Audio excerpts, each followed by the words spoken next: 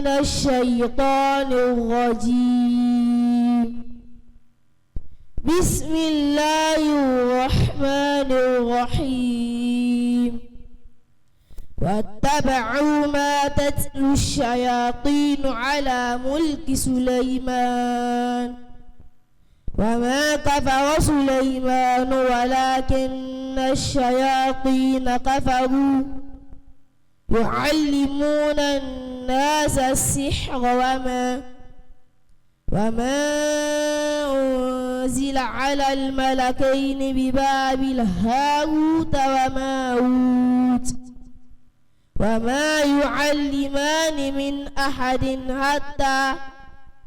حتى يقولا إنما نحن فتنة فلا تكفر أيتعلمون منهما ما يفرقون به بين المرء وزوجه وما هم بضارين به من أحد إلا بإذن الله ويتعلمون ما يضرهم ولا ينفعهم ولقد علموا لمن اشتراه ما له في الآخرة من خلاق ولبئس ما شروا به أنفسهم لو كانوا يعلمون ولو أنهم آمنوا واتقوا لمثوبة من عند الله خير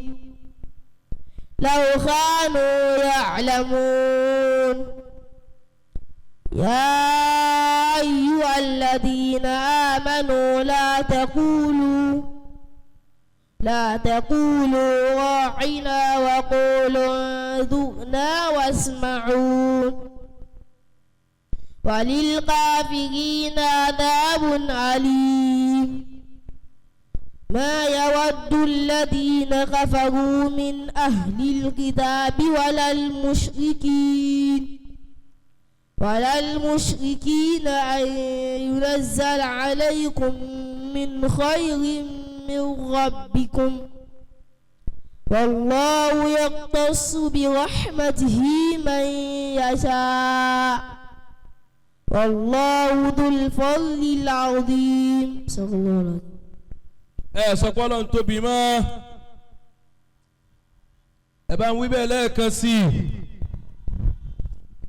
ẹ tún bá ń wí bẹ́ẹ̀ lẹ́ẹ̀kan sí i bàbá wa gbà ń kọ̀rọ̀ àwọn náà ni wọ́n ń síde oríire náà. Ọlọ́run alágbára tí gbàgbára lọ́wọ́ alágbára wà gbàgbára lọ́wọ́ alágbádá tí fagbára tó ní mí lára. Ọlọ́run alágbára tí fagbára lọ́wọ́ alágbára tó wá fagbára lọ́wọ́ alágbára tó fagbára tó ní mí lára.